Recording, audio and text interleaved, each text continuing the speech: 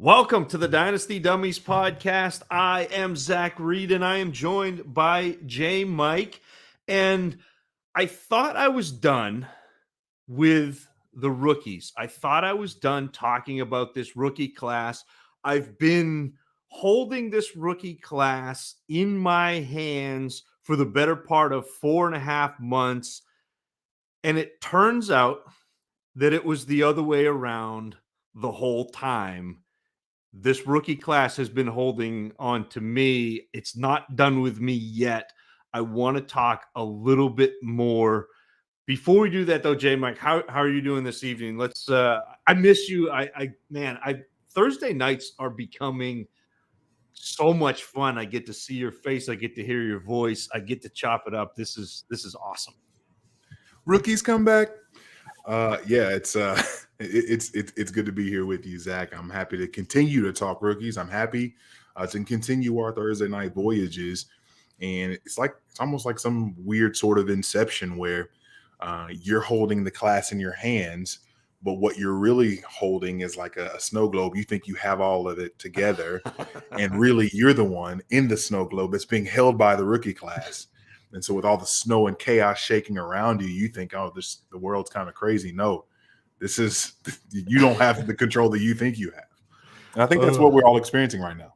Yeah, it is. It's welcome to the show. I just want to go hide in the igloo, and let the snow fall and land, and then I'll come traverse the drifts. But I want to do something a little bit different this week than we did last week, where last week we talked a lot about the players.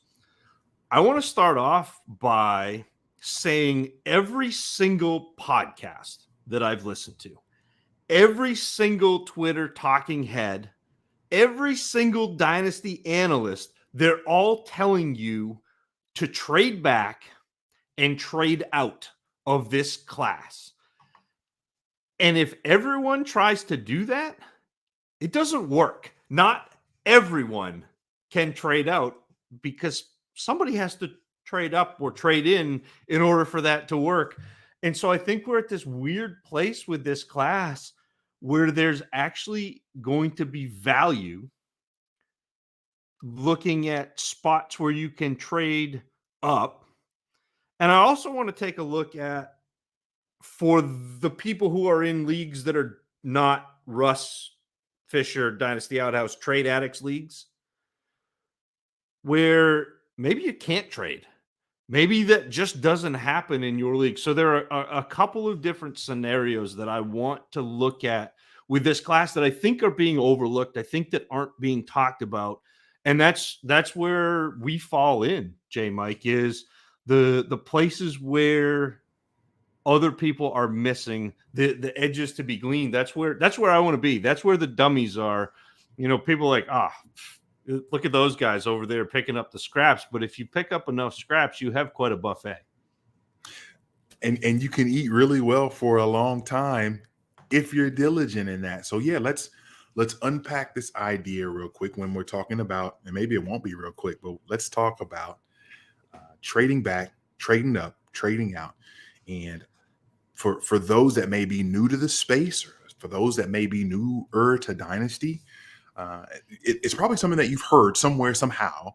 The 2023 rookie class, so next year's rookie class, is one that is highly anticipated. You put it up there with the group from, was that 2014? 2014. Sammy Watkins highlighted it. I've always got to start with Sammy Watkins. Mike Evans, Jarvis Landry, the list goes on and on. Tons Odell, of just outstanding players. Odell, and the list goes on and on. Or even the group that we saw with the running backs, the Jonathan Taylor year, or if we look up at the 2017, man, CMC and Dalvin Cook and Fournette. I feel like the fantasy, the fantasy space has kind of ridden the backs of 2017. I think we're getting ready to have that last train stop for that group where they're no longer the cream of the crop. They're no longer the ones that are driving the price. But 2023 comps right now in just about any and all circles as being one that is heralded above many other classes. So when people do talk about trading up or trading out or trying to get into 2023, one thing I do want people to realize before you dive a little bit deeper, Zach, it's too late. Holmes, it's too late. You're too late. And it's fun because it gives people the opportunity to get creative. And I know that we've talked about that before, about wanting to get creative about how we go about trade targets and maximizing opportunities. And if you're not feeling great about a certain area, but I don't want to spoil too much of the fun, but let's dive into a little bit, Zach. The idea of trading back, trading up, trading out. How are we accomplishing such at this juncture of our dynasty off seasons? So again, because everybody is trying to trade back, and I think you're seeing that. You're seeing that there are so many flat spots in this draft where people are telling you, okay, it's Breece Hall, and then there's a big 7 or 8 wide receiver glut with maybe Kenny Walker sprinkled in there, that you should be trading back. To me, I'm starting to look at this as there are players I want to trade up for. There are ranges that I want to trade up for. There's the obvious tier that I want to get up into the top 3 picks because I want one of Breece Hall, Treylon Burks, or Garrett Wilson. But I also think that next group of wide receivers where and some people have Drake London up at wide receiver 1 or 2. So Drake London, Jameson Williams, Chris Olave, that tier, I'm willing to trade up into the top 7 picks right now because I think that the 4, 5, 6, and 7 are coming at a little bit of a discount where you can move into those picks with maybe your second. So if you're at like 110, 111, you might be able to put your second with that pick, move up into the top 6 or 7 and get one of those wide receivers that is in that big tier, that big glut. And to me, I started to, and maybe I'm going to kick myself, maybe I'm going to be wrong, but I've started to fade Kenneth Walker a little bit because I'm back. I know. But I'm fading him because I'm being true to my process. It's not anything against Kenneth Walker. He's a fantastic runner of the football, but I think that he is a little bit capped with what he has put on film for receiving. And again, that could bite me. It absolutely could, because there's no doubt in my mind that he is athletic enough, that he's talented enough to be a receiver. But I'm going to go back to my old standby that the NFL is not very good at changing players. They will draft players to do what they've seen them do. And so it doesn't make sense to draft Kenneth Walker and try to make him Alvin Kamara if you know that you have a very good between the tackles, put the ball in his belly 200, 250 times back that will be successful. But I think that caps his upside for fantasy. And just for fantasy, I think he's going to be a fantastic running back. And so all the Kenneth Walker truthers, don't hate me. He's still my running back 2 in this class. But I think I would rather have Treylon Burks, Garrett Wilson, Drake London, Jameson Williams, Chris Olave before I take Kenneth Walker. And this is a full pivot from 2 weeks ago when I first started thinking about this class. That said, that makes those first 7 picks, or the top 3, I think, are going to be tough to get into. But picks 4 through 7 to me all of a sudden become interesting trade up targets where I like that.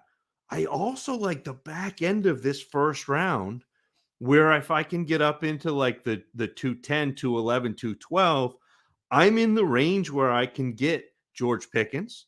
I'm in the range where I can get David Bell. I'm in the range where taking a shot on Sky Moore doesn't hurt me, even though I am not as sold on his landing spot. I do think that if he becomes a high volume slot receiver, that's my kind of guy. Uh, I'm still tentative about that, but in the back end of the first, that's a shot I'm willing to take. And also, and we just talked about this before the show, Trey McBride in tight end premium is the best tight end in this class. So that range from 10 to like the 201, so 10, 11, 12, 201 starts to become interesting to me. And I think that you can move up fairly easily in that range. And again, fairly easily in that 4 through 7 range. If you have a mid first, you can trade your mid first and a late second and move up easily and get your pick of whoever you want of those receivers. So those are two spots that I really like moving and shaking a little bit in this class where I'm trading up. The other spot is late. And I'll trade into spots where if Justin Ross has not gone in the late third, I will trade into Justin Ross.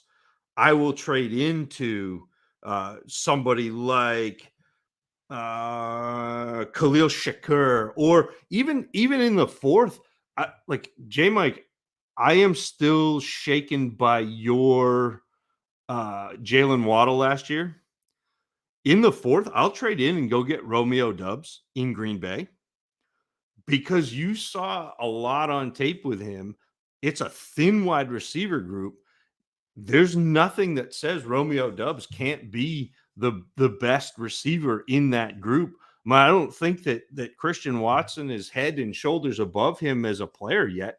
Athletically, maybe, but not as a player. So there are shots that you can be taking even in the third and fourth where most people aren't paying attention. Most people don't care about Wan'Dale Robinson. Most people don't care about Tyquan Thornton. Most people don't care about Kevin Harris. Like, those are players that you can go in and get cheap. And so that to me is the move in this class where everybody's trying to trade back. Everybody's trying to trade out. Take your shot, set up your little sniper's nest and attack it that way. Let's explore that trade possibility real quick when we're looking at the more along the lines of the late first and trying to get into that area. Okay. I think we've already, and I've asked this in a couple of different places, but I think that we both very much feel if you're trying to get a 23 first out of any first rounder in this year's draft, you're probably, it's likely cost prohibitive. You're going to have to give up far more on top of the first rounder that you have this year to get into the 23 first. Yeah. If I'm trying to move into the late first, because I've targeted the likes of Sky Moore, Christian Watson, David Bell, George Pickens, Trey McBride, whomever that is, why is it? Why I'm trying to make sure that I articulate this well, so I'm not talking myself in circles. Why is that such a sweet spot for you if I know that late first can go and get me someone like a proven veteran that people aren't super thrilled about right now?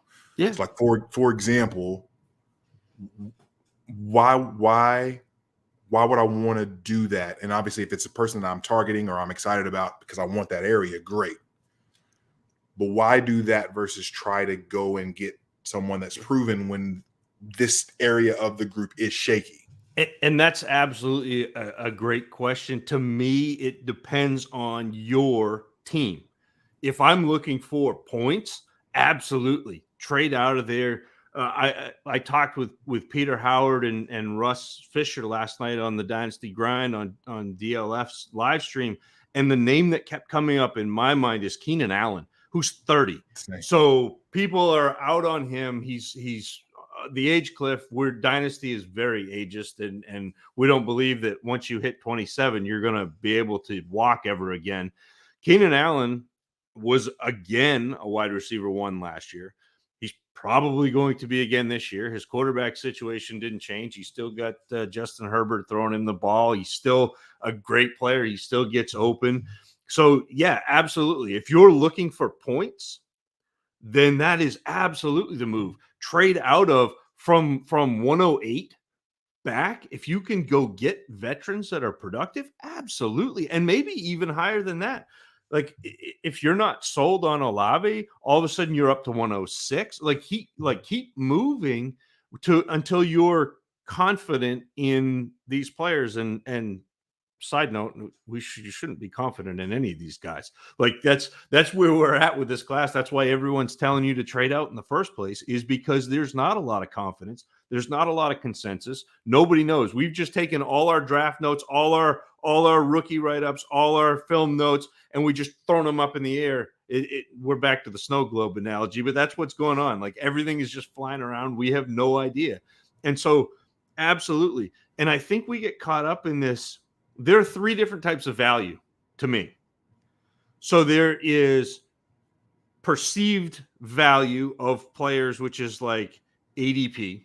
There is future perceived value, which is what we get caught up in with the rookies, where we're looking at, oh, they're young and they could be this. And so, you have this like projected value. And then you have point value, which is, again, we're in the non-point scoring season, trademark Russ, but eventually you're going to need to score points. That's how you win leagues. And so those players are also valuable. And if you can identify players like that now and acquire them now while people are thinking about that future predicted value, absolutely, that's a win. I think, and shout out to obviously good friend of the show, Peter Howard, who recently put out a video talking about, hey, if you got a late second, go try to get Tyler Lockett. And I think, and I would be really curious because, like you just said, perceived value versus what could be his point value. And again, we're looking at a Seattle offense. We don't know exactly what it's going to look like, but we know that it's likely a Pete Carroll thumbprint on it. So they're going to want to run the ball and they can take their shots when they can. And I'm curious how much they'll open that up with Drew Lock or Geno Smith if you're really feeling froggy. But that's going to be fun to be able to see a guy like Tyler Lockett, who's older like that, be someone that you can, like you just said, the point value piece of that. He's consistently been someone who's outpaced what the perceived value was, what his ADP was, and what his quote unquote future would be in terms of what those projections look like. And he's absolutely the type of player you want in your back end flex. If you're playing in a league that starts, a bunch of players, like I'm in leagues that start, 12 guys or 13 guys or whatever. Like, if you're in a league with multiple flexes, Tyler Lockett with those boom weeks, and I know it's frustrating, and I know that, you see him put up 6 in a week and you're just like, man, this guy's killing me. He's actually not.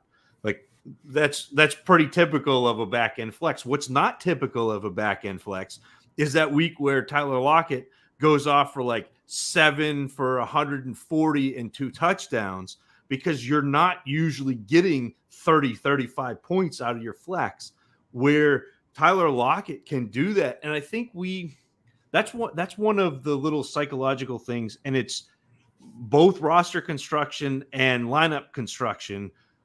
We are risk averse, loss averse. Yep. So and this goes all the way back to like your lizard brain, like caveman, because when you messed up, you're dead. And so our brain is taught to imprint mistakes, imprint losses, imprint negative harsher than it is taking in something positive. So losing something is more powerful than the pleasure of winning. And so we get conservative. We worry about the floor when really most of the time we should be looking at ceiling. And so roster construction, Tyler Lockett, is exactly what you want to do. When you're talking about rookie drafts, start taking swings on players like Tyquan Thornton, Justin Ross, the Khalil Shakir, who could be that slot, like high volume. I know he's probably not going to be this year in Buffalo, but he's got that potential. Take the shots on those type of players rather than the safe options, because the safe options are going to keep you right in the middle. And that's not where you want to be. And I'll tell you what, if you're spending a late, I say late, second, third, fourth round rookie pick on those guys, or sending a second, third, fourth round rookie pick to acquire Tyler Lockett or somebody of that ilk, what you're going to lose if that fails is nothing. Yeah. Even though you think it is, it's nothing. A second round pick doesn't matter. You're going to get another one next year. It's going to be even better because not all rookie classes are created equal. I will add this, Zach, when you talk about these unique pockets to be able to go up and make your play for a specific player or a specific range of players, what I'm finding in the few drafts that we've done thus far, besides the fact that you keep beating me to the punch on Keontae Ingram and trading into spaces for him, I really like the late second, early third area. And I'm finding it interesting because there's a glut of running backs that seem to be going in this mid to late area, along with the wide receivers. And it's been a mixed bag because I've seen guys like Tyquan Thornton go mid to late second, and I've seen him go late third in Superflex 12-team leagues. And the same for the types like Pierre Strong, who's one of my favorites. I know the backfield's loaded in New England in terms of people, and they drafted a guy after they drafted Pierre Strong. They've still got James White, Damian Harris, Ramondre Stevenson, things like that. But I like that area because that's such a unique spot to be able to shoot plenty of darts, because we had this run of second-round wide receivers, and we have these running backs like Isaiah Spiller, who landed in a really unique place, and we had high film grades for him. So when we're looking at trying to find these unique pockets of players, I think that's where I am. If I can find it, again, cost effective for my teams, if I can find a way to get into that mid to late second round and even into that early third, I like what the board is presenting, and these are lower cost options at dart throws with people who got decent capital or who had decent profiles that allow me to feel like, hey, I can shoot a shot here, and if for whatever reason I can catch lightning, the flip for the turnaround, if I want to do that, can be profitable. Or if it's a player that I really believe in terms of longevity, it allows for that to move forward too. So being mindful of that area, I think, is another spot that really works. Absolutely. And that is exactly when I talk about buying on credit. Like I usually don't have second round picks. Oftentimes I don't have third round picks. But what I will do is say I don't have a second, but I've got a third in this draft. And there's a player that's hanging around. So I want to go get David Bell. David Bell's hanging around. He's at 204. And what I'll do is take my third, pair it with next year's second, buy that on credit. And you're identifying and almost sniping. Like you get to shoot your shot with whatever player that way, instead of letting the board fall to you, instead of getting whatever it is that you get based on how the board falls. Take those shots, figure out who you want, identify that player. So if it is Isaiah Spiller, I mean, that's a great shot. I see we got a couple of people in the chat, and I see them saying they're seeing a lot of Zamir White and Isaiah Spiller at the second, late second. I'm taking that shot on Isaiah Spiller 10 times out of 10 over Zamir White. And it's not that Zamir White is a bad player, because he's not, but he's a grinder. He is a player that needs a ton of carries to be productive, whereas Isaiah Spiller can do both. Isaiah Spiller can catch the ball, can make plays out of the backfield in the receiving game, also can carry it. So that's what I'm talking about when I'm talking about taking that ceiling shot, but also identifying those and taking those shots specifically on players that you've identified that you want. I like that a lot. I like that a lot. And I think that it allows, again,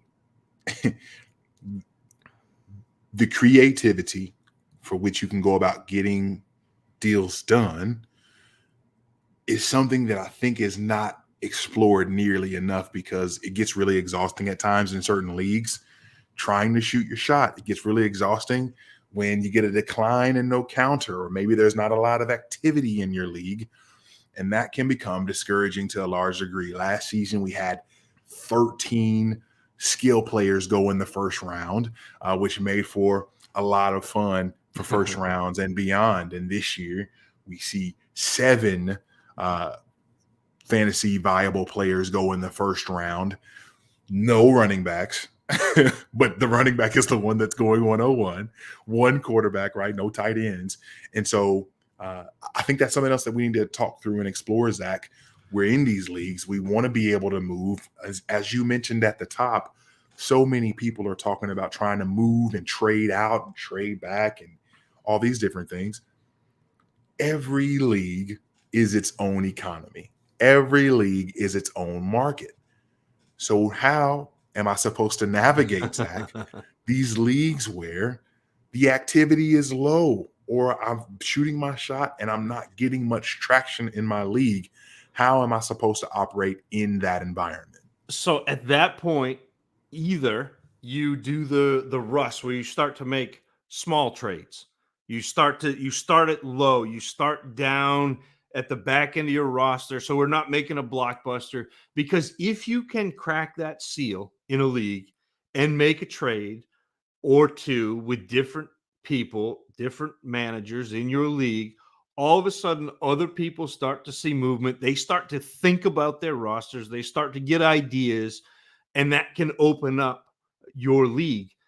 If that's not working, if you're just completely unsuccessful in trading, and if your league just doesn't trade very much, and there are those leagues, like not every dynasty league is a trade addicts league. Not every dynasty league is moving and shaking. And I'll be the first to admit, when I first started playing Dynasty, up until probably 2 years ago, so that's a pretty big swath of time, I was not very good at trading. And so I did not send very many offers.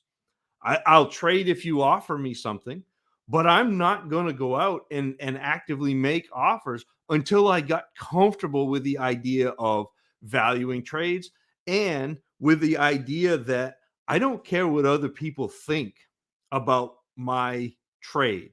And I think you need to keep that in mind. Most people in your league aren't paying attention to what you're doing nearly as much as you think they are. And so that's important to think about when you're making trades. It's also important to think about, if you're in a league that is not active, when you're making your picks. Because if you're looking at consensus rankings and everyone in the community in DLF's ADP or wherever is saying that Jameson Williams or Chris Olave is going up higher than George Pickens or going up higher than David Bell, but you want David Bell, if you're in a league that you can't move, go get the guy that you want, and don't worry about what other people think. And you've got to get it in your head that you're making decisions for you. You're not making decisions. I mean, your pick is not going to be on ESPN. Your pick is not going to be broadcast on Twitter. And if it is, people are going to scroll right by. It's not going to affect anybody's day. But you are going to end up living with your team for this year and next year and the year after. So go make picks for guys that you want to get. If I get the 102, I'm going to go get Treylon Burks.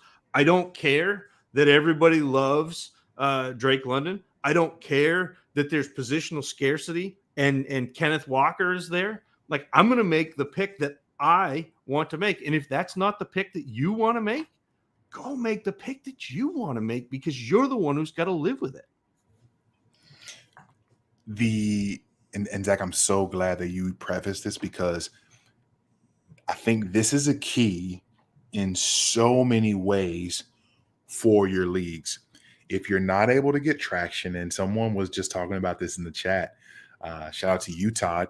The majority of my trades happen in and around the draft.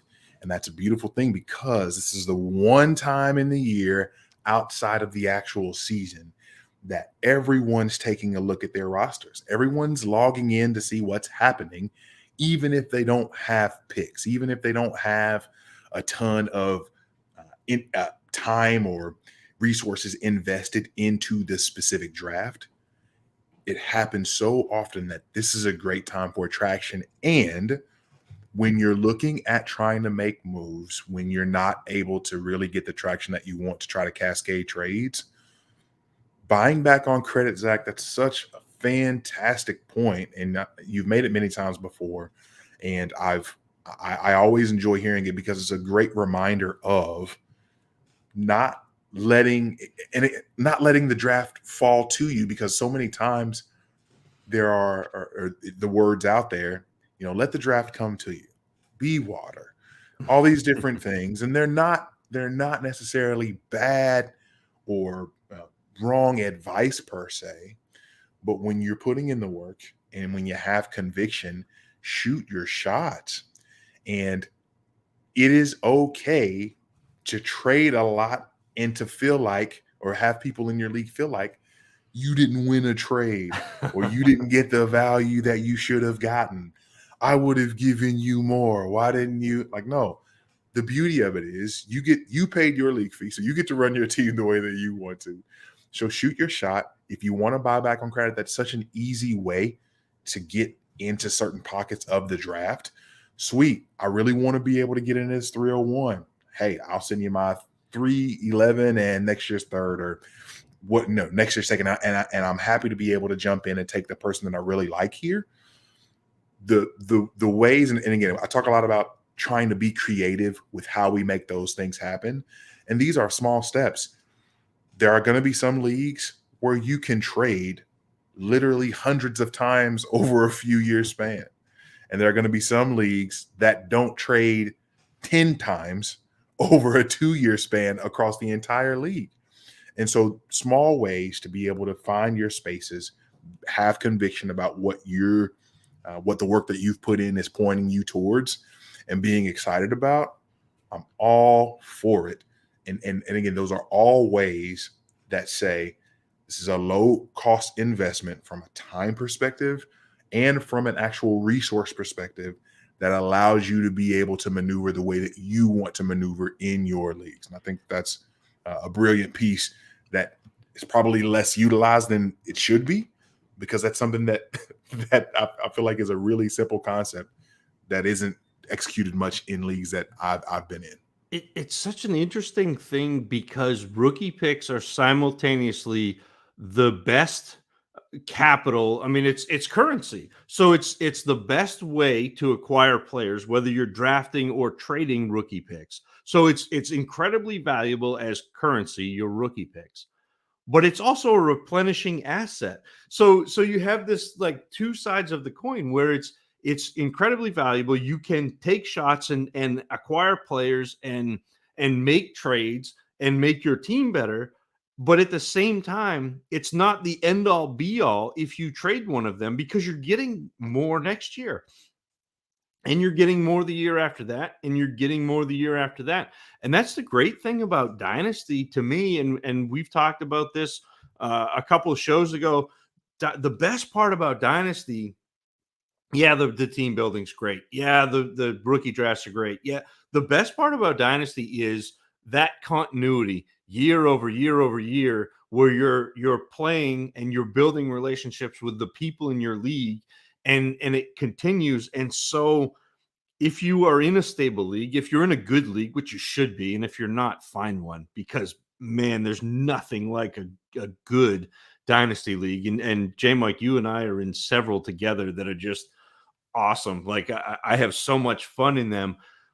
But if you're in a stable league, you know that next year pick is coming. So you can either spend it because you know there's one coming the year after that, or you can push back into that year and amass an arsenal. I've seen it happen. I've heard tell of the JMIc Invitational, the entire first round of the draft last year, and like I've seen that happen, and that's been the way that I have attacked rebuilds, is identify a class.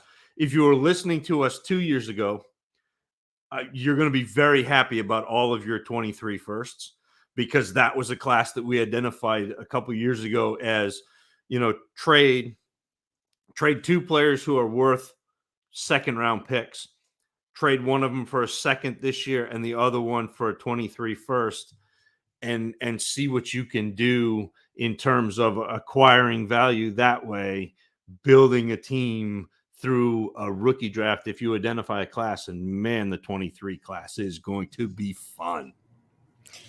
I'm going to go ahead and throw this out now. In the event that you all are solely focused on your rookie drafts right now and really focused on 2023, we get really excited about these classes. And I need you to understand there are going to be some folks who go back to school for an additional year. And it's not going to be fun. And it's going to break your heart a little bit because you had your heart set on it. Circa Travis Etienne 2020. He goes back to school. Cortland Sutton. Oh. And things of that nature. So I'm going to say this now. While everybody has their eyes set and drooling on 2023, this is the perfect time, if your league allows for it, to have your eyes set on 2024. I don't fully know every player in that class, but I do know that inevitably there's going to be a few players from 2023 that hang back for another year for one reason or another. And sitting on draft assets is a beautiful thing because it allows you to sit on an asset that's not going to devalue over the next 2 years. The class might not be as glamorous perhaps as you may want it to be, but that class isn't going to have a torn Achilles. That 2024 pick isn't going to have a career-altering injury. The 2024 pick isn't going to be something that people are all of a sudden not excited about. So while everyone has their eyes on 2022 and they're salivating about 2023, this is a perfect time for you to shoot your shot a couple years out and be mindful of the pockets that we've been talking about. Push it back an additional year and get another late pick thrown on if possible. Something along those lines. Again, you can be creative. We've talked a lot about that, but 2024 is a nice place to be. Just saying. I like in the chat. I see the 23 class may be overrated. This is the same thing with all of a sudden Treylon Burks falling to like wide receiver 5 or 6 after for 8 months he was the wide receiver 1. Like we get so sick of the whatever is the top. We want to see it dethroned. It was that way when the Cowboys were America's team. Everybody wanted to see them lose. I'm up here in New England. I get it. The Patriots dynasty is dead. Everybody is happy to dance on that grave. The 23 class, looking at them right now without digging in, again, this is just surface level. These are players that I've seen in passing while I'm scouting other players for this class. There are 3 to 5 running backs who are better than anybody in this class. There are 3 to 5 quarterbacks who are better than anybody in this class. And there are at least 4 wide receivers that I can count with ease that are better than anything in this class. So that is somewhere between 10 and 14 players that would be the 101 in 2022 coming next year. So even if you lose a couple, even if a few, move, shake, whatever, that is still a heck of a first round. And in Dynasty, in fantasy football, I know that we talk about a top 24 wide receiver being a hit or a top 36 wide receiver being a hit. That's not what we're looking for. It's not. When you're making your picks, you're thinking about Jamar Chase. You're thinking about Justin Jefferson. You're thinking about Jonathan Taylor. Like, those are the picks that you are wanting to make. Those are the difference makers in your team. In my home league, 2 years in a row, we saw the last place team draft Ezekiel Elliott, and then actually, I guess it wasn't 2 years in a row because it would have been, so 3 years in a row because it was Ezekiel Elliott. They went to first place. The next year, it was Christian McCaffrey, went to first place. And the next year, it was Saquon Barkley, went to first place from being in the basement. And so, like, there are difference maker players. I mean, how many teams last year drafted Jamar Chase and just, danced their way to a championship? and the year before, I mean, like, I was getting Justin Jefferson at 108, 109, 110 on already competitive teams. Adding a wide receiver one to those teams just solidified that. Yeah. And so, maybe it's overrated. Maybe some of these players aren't going to pan out, but I'd be very, very surprised if the entire class fell flat with, I mean, you're looking at the wide receivers where you've got Quentin Johnson, you've got Jackson Smith and Jigba, you've got Kayshon Boutte, you've got Josh Downs. I mean, you have so many great wide receivers, and then you've got running backs, and then you've got quarterbacks. I mean, it's just going to be a lot of fun, which is why everyone's telling you to trade out, which is why nobody can trade out. I mean, like, you're late to the party if you're trying to trade. It's just like what you said at the beginning of the show. We've come full circle. It's going to be a great class.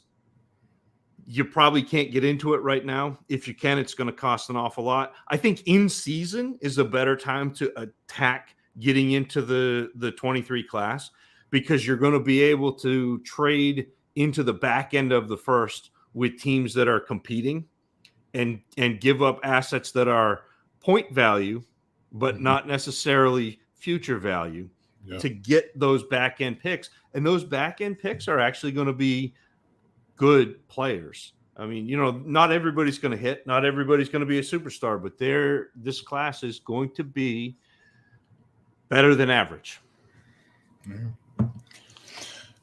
Man, another week. I feel like what's really fun about how we went today is last week, like you said, we talked a lot about players. This week we talked so much about strategy, thought processes, where we can look at value, pockets of where we can trade. And I think that this helps give a greater perspective and putting a nice, and maybe it's not even a bow, but I think that it dresses up really nice all the work that we've done to this point with this class. Because just like and as we continue to draft throughout this summer for various leagues, before you know it, we're looking at OTAs, we're looking at the start of the season, and we're looking at getting this thing really cranked up. So I'm excited to be able to continue to explore this with you, Zach. And I think that this is a great launching point into continuing to, again, be creative in our leagues, set a foundation for how we want to be able to move forward, to not necessarily allow things to just fall to us, but to dictate things on our own terms and be creative in doing so. So I'm excited to continue these conversations and figure out what these next few weeks look like for us as well. Final words on the evening for you, sir. Absolutely. I think that's well said. And I think that it's important to understand that there are multiple facets to Dynasty fantasy football. So we'll talk players. Absolutely. But everybody talks players. You're not going to gain too many advantages talking players because everybody has the same information. Everybody has the DLF ADP. Everybody has the Fantasy Pros rankings. Everybody has all of the same information. If you're on Twitter, if you're plugged in, we're going to talk some of that. We're also going to talk roster construction and strategy, and like you said, kind of trying to dictate to be the bull of the woods, to come in and make your league play your game. We're also going to talk some psychology, some understanding your league, understanding your league mates' tendencies, understanding your own tendencies, because that's important too. Understanding what flaws you have, understanding how to mitigate those, understanding what strengths you have, and how to kind of highlight those and make those work even more to your advantage. So we're going to try to do a little bit of everything and make it all accessible to everyone. Like I want the guy who has been playing Dynasty for 20 years to listen to this podcast and go, oh, that's a good idea. And I want somebody who's been playing Dynasty for, 2 weeks and they're in their first startup to be, that's a good idea. And I don't want to tell you how to do things. I want to tell you why we do things, to give you a foundation to build on. Beautifully said. Again, we're here, y'all. We're around. Did a crazy thing today. Gabe, my brother out here in these FF streets and in life, period. He was having issues sending me a DM on Twitter, and I was like, I don't know what the issue is. I don't, my DMs are usually closed, but obviously we follow each other, so I don't know why you're not able to group me into group DM, whatever the case is. And I did something monumental, and I don't know how long I'm going to do it. I'm going to do it as long as I don't regret it. I'm leaving my DMs open, y'all. I'm leaving my DMs open. So I'm on Twitter at JMIc Check. The first time somebody ruins it and acts up, I'm closing it back down again. Listen, it's a quick hook. This is the middle reliever who's been struggling on the road trip. You do not have a lot of leeway here. The quick hook. I'm not kidding. No, I'm halfway kidding, but DMs are open. I'm on Twitter at JMIc Check. DMs are always open for my main man, Zac Reed, at Tacit Assassin 13. And listen, we're here for you all, and obviously you can hit the show's account as well at Dynasty Dummies. Zac, sure, sir. Absolutely. I am always here. If you got questions, if you got Dynasty theory, if you have trade questions, if you have player evaluation questions, hit me up. If you're not following the DFPN at work, the only at work in town, mind you, you should be. And you should be following the guys in the at work, even though they're not as active on Twitter as they have been. There's a lot of knowledge and a lot of goodness there. So we got FF Trader Joe, we got Sal, Kevin, and Steve over at the Fantasy Football Funhouse. We got Kyle, who he's like dummy emeritus. Like he's that professor who's like quasi-retired, but he comes in every now and then, gives a lecture, and you're just like, man, this guy knows. Kyle's around at Caleb Breck. We got Russ Fisher at Dynasty Outhouse, and I shouldn't put him last because he's certainly not least, but Matt Foreman at Fat Mormon does some great stuff with rookies. If you have questions about this rookie class, message Matt at Fat Mormon. He's fantastic, and he's now doing stuff with Married to the Game. Not Charlotte, Charleston, South Carolina.